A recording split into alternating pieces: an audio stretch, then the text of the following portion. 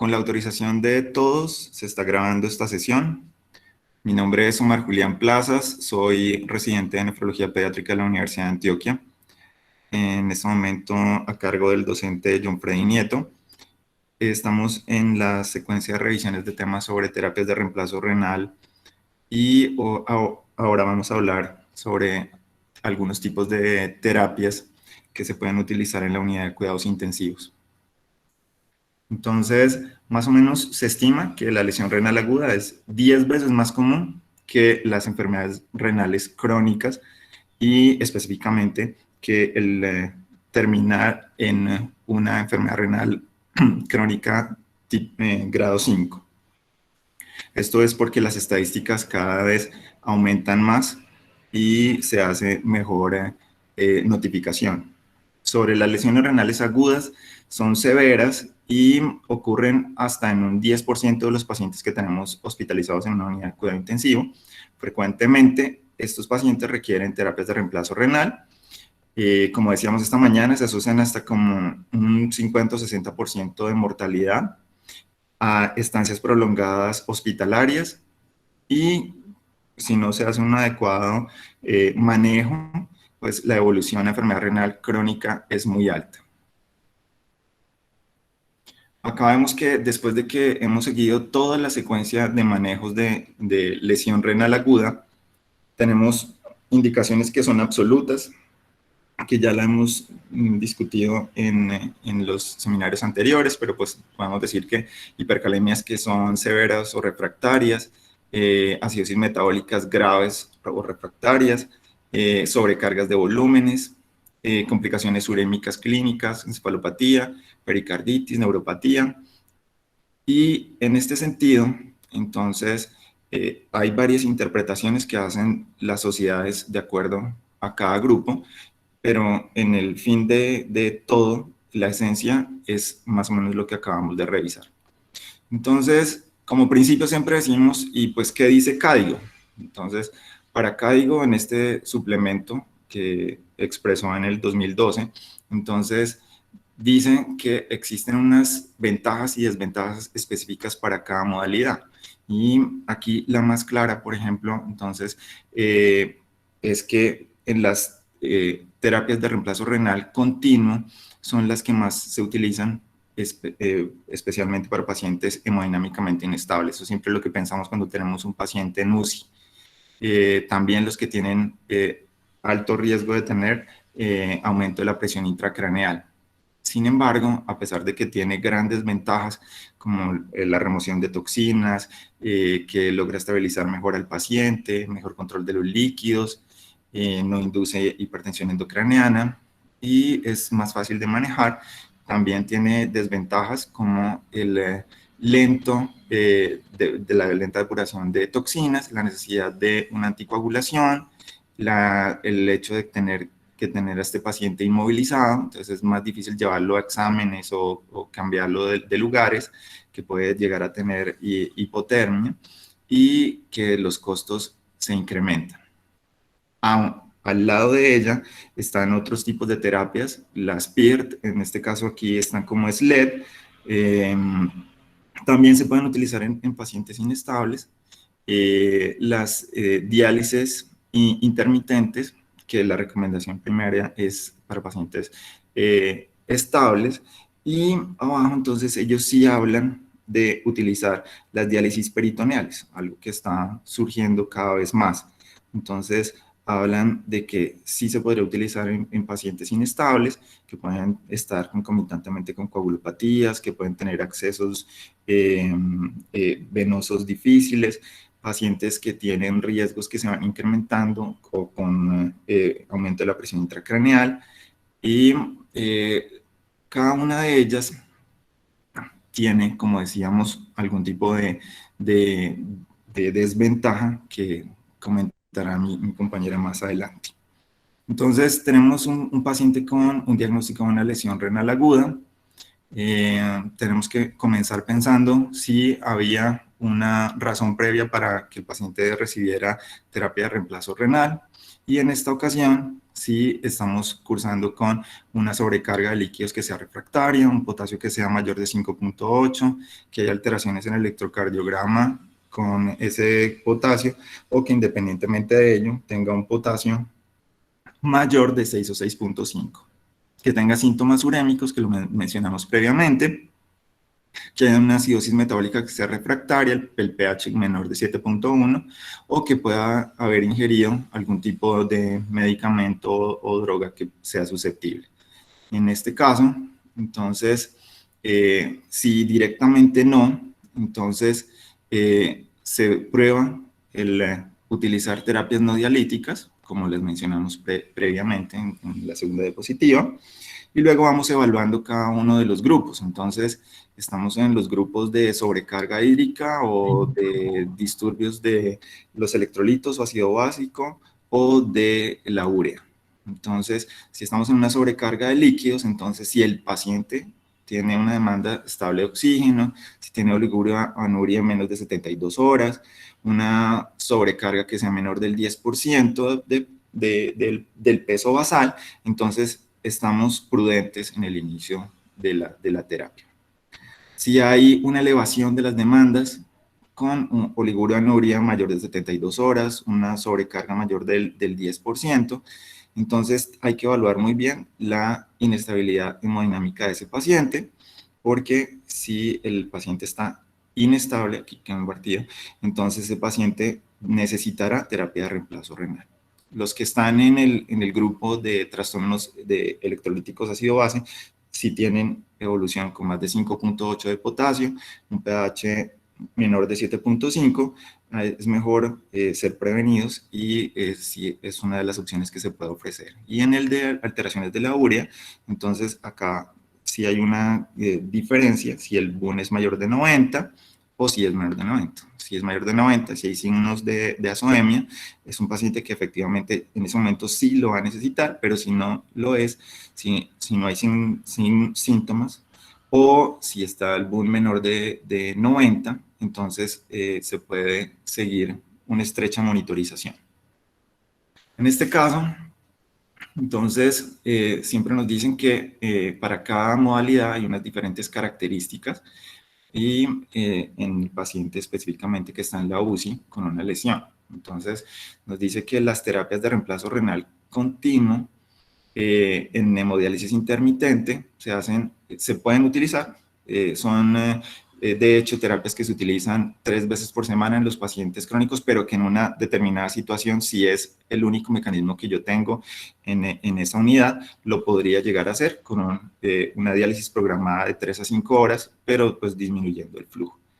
En las PIRT, que son las comúnmente llamadas SLED, entonces se prolongan en bajo flujo de 6 a 8 horas en cada sesión, y las de terapia de reemplazo renal continuo, que son las máquinas que sí contamos pues en las unidades de cuidado intensivo de acá de Medellín. Las dosis en las hemodiálisis intermitentes tienen mucho que ver con el metabolismo de la urea, el KTB, y las demás dosis calculadas que también vamos a ver en las siguientes sesiones. En las hemodiálisis intermitentes se requiere una corta exposición a anticoagulación. En las PIERT, una exposición extendida durante su realización. Y en las terapias de reemplazo renal continuo, depende de cómo tengamos a nuestro paciente y de la máquina, porque si es una hemodiafiltración, podríamos tener un plus para no tener que utilizarlo en algunos pacientes.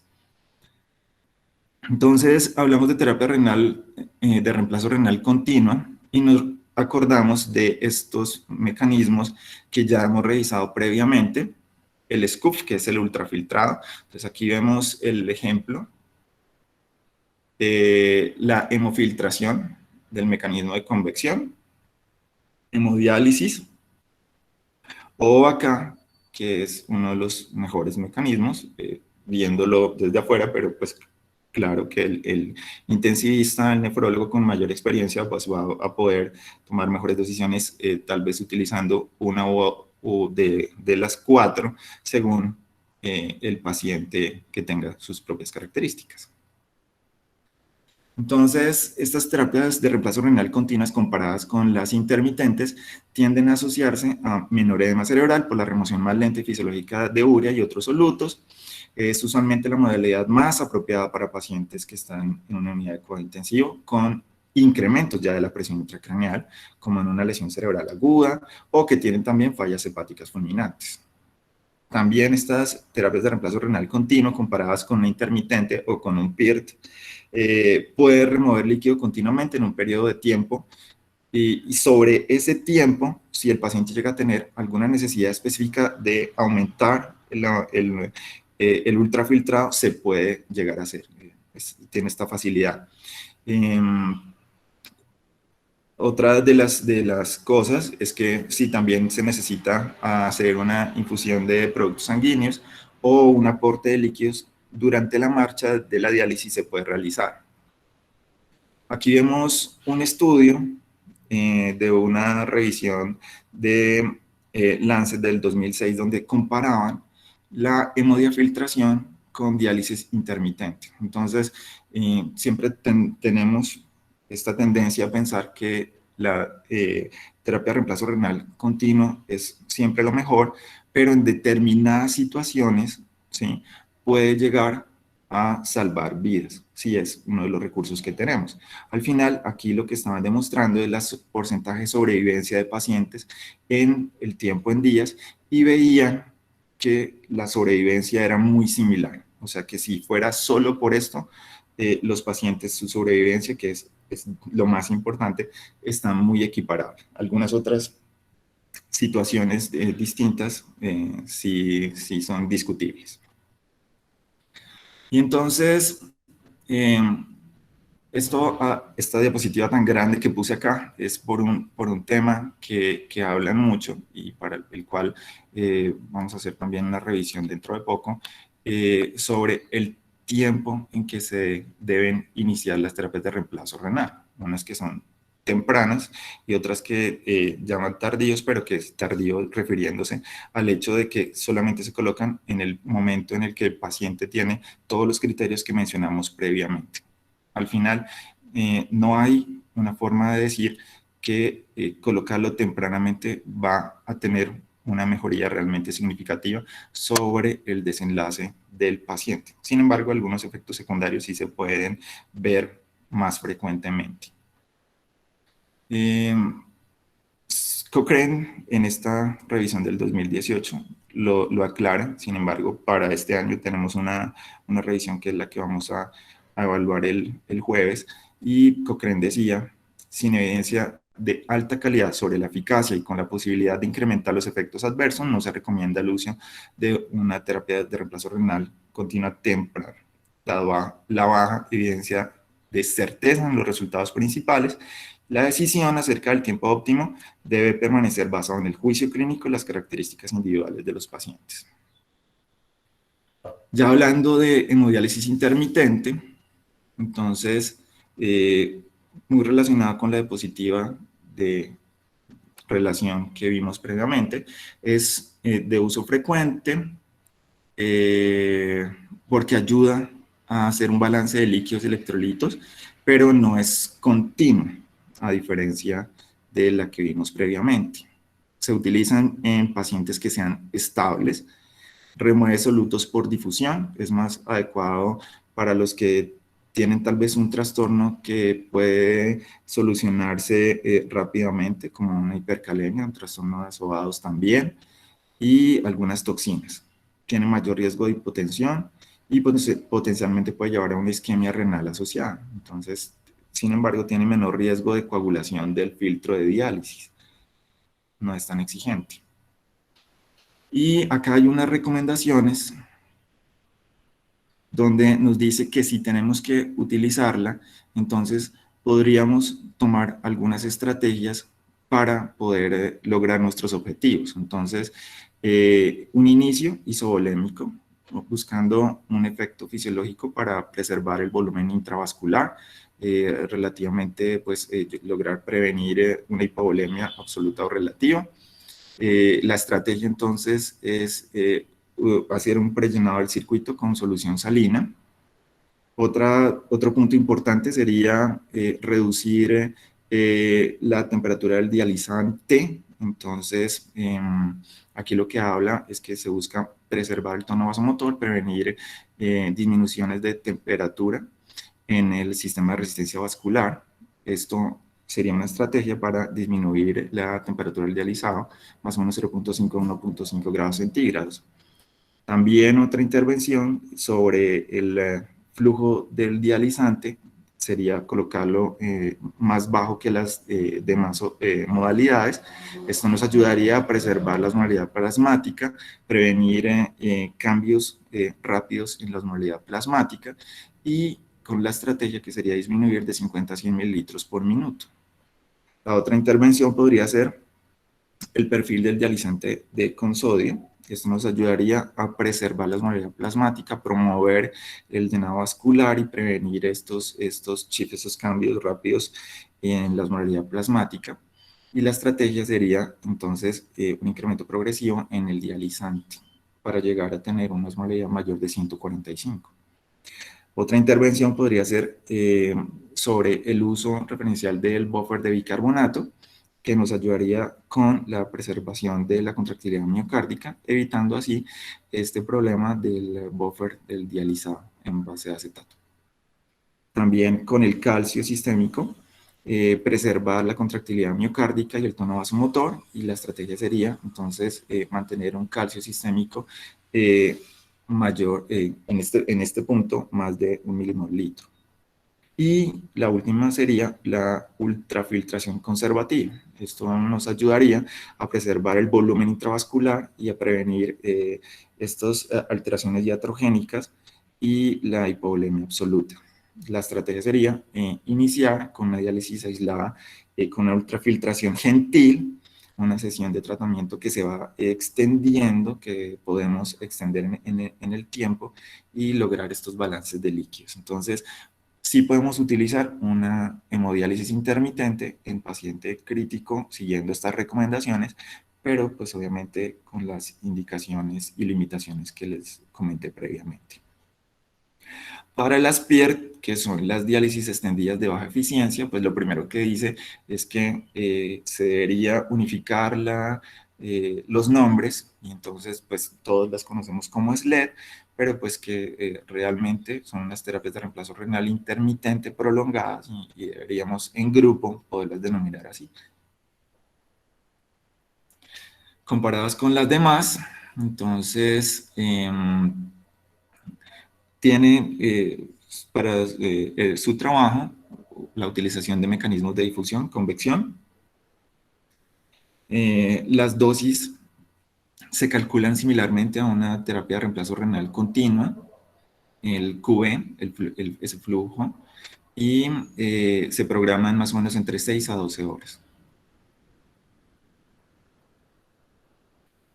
Las indicaciones que tenemos nosotros en pediatría para poderlas utilizar es, por ejemplo, una oliguria que no sea obstructiva, con una sobrecarga hídrica que esté por arriba del 10%, con acidosis metabólicas que sean refractarias o hipercalemia, cuando hay compromisos de órgano en un estado urémico, como en la pericarditis, las encefalopatías, las neuropatías, miopatías, cuando hay disnatremias refractarias graves, con sodios mayores de 160 o menos de 115, cuando hay sobredosis de medicamentos que sean dializables, porque todos no lo son, cuando hay peramonemias neonatales y otros errores innatos del metabolismo, cuando hay requerimientos de grandes cantidades por coagulopatías de productos sanguíneos en pacientes que tienen riesgos de edema pulmonar o síndrome de dificultad respiratoria.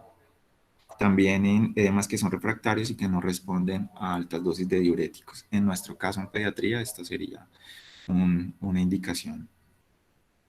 Y acá vemos un estudio donde comparaban una terapia extendida con con las terapias de reemplazo renal continuo. Entonces, en esta metaanálisis veían que en el promedio lo que encontraban era que la mortalidad evidenciaban que a largo plazo aparentemente estaba mejor en los pacientes que habían tenido una de estas diálisis extendidas.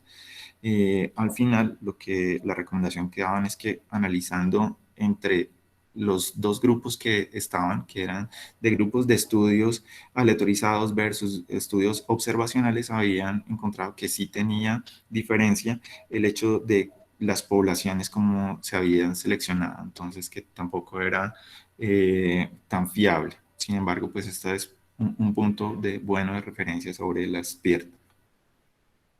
Y si hablamos de diálisis peritoneal aguda, entonces podemos decir, ya sea en nuestro grupo pediátrico o en el grupo de adultos, en este caso vamos a empezar aquí hablando de los pediátricos, entonces el estado clínico y las características del lugar donde estamos, las características sociales de nuestro paciente.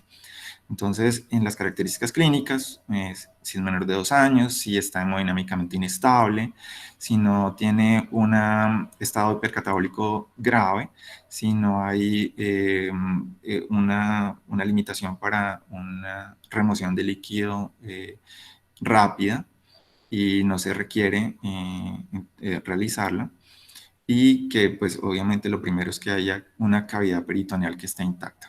En la parte organizacional, sí que se utiliza como en este caso dicen, si hay opción, por ejemplo, en una cirugía cardíaca y es de las primeras elecciones, pero si no, en cualquier otro paciente que tenga indicación de una terapia de reemplazo renal, si no tenemos acceso a una hemodiálisis, como en este caso una terapia de reemplazo renal continuo, podríamos como última opción utilizarlo. Requiere personal entrenado para pasar un catéter, por ejemplo, un Cook, y en lugares con bajos recursos, pues también habría esto como una opción importante.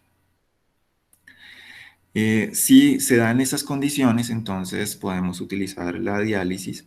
Entonces, aquí habla de un catéter Tenkov o un Cook, que sería de urgencia. Se necesita que el personal esté muy bien entrenado. Se puede utilizar en forma intermitente o en forma continua, depende. Y en los casos intermitentes pueden ser automatizados. Se pueden utilizar, la idea es líquidos de dializado que sean como para empezar 1.5 o 2.5, las dosis 30 cc por kilo. Vamos titulando de acuerdo a la respuesta del paciente en laboratorio, electrolitos, boom, glicemia, porque acordémonos que estos líquidos tienen una alta concentración de glucosa, carbohidrato. Se debe estar calculando el KTB y se debe estar pendiente del balance de líquidos del paciente. En el caso de los adultos, entonces, la facilidad de colocar un catéter rígido versus uno flexible, se debe evaluar si el paciente está en shock o si tiene una falla hepática. Si la tiene, entonces el dializante pues debe tener bicarbonato, si no, pues si no lo es, entonces un dializante estándar.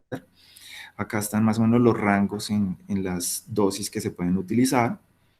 Y en el seguimiento, entonces, si hay sobrecarga de líquidos, edema pulmonar, hipertensión severa, y ahí se juega con la concentración del dializante.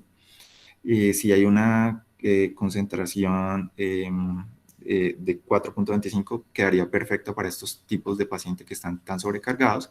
En los pacientes que es una sobrecarga leve, entonces se pueden utilizar desde 1.5 y se va titulando. En los pacientes que están euvolémicos, ligeramente hipovolémicos, con un dializante 1.5, y se pueden considerar prolongar los ciclos de acuerdo al estado del paciente, al edema, a la acidosis. Acá vemos el ejemplo más claro donde podemos decir que si hiciéramos una diálisis peritoneal continua, tendríamos una alta depuración de urea, que sería fenomenal, pero pues resulta que no funciona así.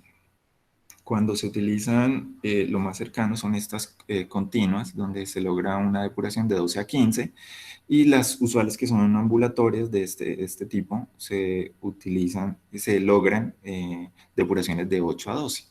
Y acá hay un ejemplo donde siempre se deja una cantidad de líquido dentro del abdomen, ¿sí? Que en este caso es lo que llaman este volumen tidal, que logra también depuraciones que son realmente intermedias de 15. Entonces, son opciones para el personal entrenado en el manejo. Aquí vemos entonces que se han hecho estudios comparándolas, la diálisis peritoneal versus la hemodiálisis y la hemofiltración, y han encontrado que, pues, sin duda alguna, hay series donde la sobrevivencia en hemodiálisis es abrumadora respecto a las demás. Sin embargo, la diálisis peritoneal tiene una muy buena característica de sobrevivencia relacionado también con otras series donde han encontrado porcentajes similares. Entonces, todo no está hablado hasta el final, no es algo que sea de obligatoriedad, y cuando sea el único recurso que tengamos, nos podemos adaptar a ella. Aquí vemos un ejemplo de un estudio donde estaban precisamente comparando diálisis peritoneal versus terapias de reemplazo renal continuo, y aparentemente pues sí están escogidos los grupos de forma adecuada, se hicieron las exclusiones muy claras, y los resultados, entonces el grupo B es el grupo de la diálisis peritoneal, y en esta gráfica de sobrevivencia a largo plazo, ¿sí? Más eh, recargado a las características totales de los pacientes, que eran pacientes estables. Entonces, los resultados a largo plazo tenían una sobrevivencia acumulada muy buena para la diálisis peritoneal. Entonces, esto dice, no la obviemos, porque también podría ser algo muy importante que podríamos utilizar. Aquí vemos de la misma forma, de este mismo estudio, cómo son tan significativas las PES en otros hallazgos que son secundarios, ¿sí? Como las características de complicaciones infecciosas, como la recuperación de la función renal, como la resolución de la misma lesión renal aguda, o la estadía dentro de la unidad de cuidados intensivos. Entonces, esto más la mortalidad también le deja a uno cosas para pensar. A grandes rasgos, entonces, sí vemos que también el hecho de cómo se comportan estas sustancias, el BUN, la creatinina, el bicarbonato, en estos mismos métodos de diálisis, veíamos que realmente tampoco hay una diferencia que sea significativa, pero es que estamos hablando de las partes que funcionan muy bien con cualquiera de los mecanismos de diálisis. Por eso dicen que se podría utilizar cualquiera, solo que de acuerdo a lo que se tenga y lo que mejor se sepa usar. Y cuando vemos ventajas y desventajas de diálisis peritoneal en lesión renal aguda, entonces vemos que, pues, ventajas sí, es una técnica simple, no necesita que el equipo que ya lo esté manejando, ¿sí? O sea, sí es automatizado porque es solamente colocar y cambiar las bolsas, pero pues también un papá se puede entrenar, un personal de enfermería en el cambio de las bolsas y cómo se van pasando. El acceso vascular se obvia, entonces no se necesita. Eh, Tiene menos pérdidas sanguíneas, es biocompatible, funcionaría teóricamente para todos los tipos de lesiones renales agudas, tiene una recuperación renal más rápida y provee una estabilidad cardiovascular. Por eso es que es muy común que, por ejemplo, nosotros en pediatría lo utilizamos en los niños que salen de cirugías cardíacas, y tiene un gran beneficio para eh, sectores de población, como decíamos ahorita, niños con alteraciones cardíacas o cirrosis o alteraciones con sangrados. Y las desventajas, no, pues que requiere una cavidad peritoneal que esté intacta para que funcione bien, ¿sí? Que no hayan estas alteraciones de edema grave y agudo pulmonar, o alteraciones de hipercalemia que estén amenazando la vida, que si hay una infección en el peritoneo no se puede utilizar, que la ultrafiltración y la depuración no se pueden predecir exactamente. Puede haber pérdidas proteicas que puede causar hiperglicemias, hipernatremias, y esto puede alterar mecanismos respiratorios. Si tenemos un paciente con una alteración respiratoria muy grave y le vamos a colocar líquido en cavidad abdominal, pues vamos a tener algo que va a restringir más la capacidad pulmonar del paciente, entonces en este caso no lo podemos utilizar. Y lo otro es el buffer del lactato. Acá vemos entonces como una gran imagen de esas diferencias de características que hay entre las modalidades de terapia de reemplazo renal. Cada una tiene unas características que lo hacen ser en algunas ocasiones mejor que otras sobre algunos pacientes, que eso lo veremos con nuestra compañera en la siguiente exposición. Entonces, pues para terminar, entonces en la literatura actual no hay una evidencia de una clara superioridad de cualquiera de las modalidades de terapia de reemplazo en términos de mortalidad a corto plazo y de dependencia de diálisis, que la selección de modalidad de terapias de reemplazo renal en un paciente que esté en una unidad de cuidado intensivo permanece basada en el estado hemodinámico, la coexistencia de enfermedades, la experticia del grupo tratante, los recursos que hay en ese centro médico y que existe una relación entre el uso de hemodiálisis intermitente de forma inicial o exclusiva y una baja recuperación renal en el corto y mediano plazo comparadas con terapia de reemplazo renal crónico. Muchísimas gracias.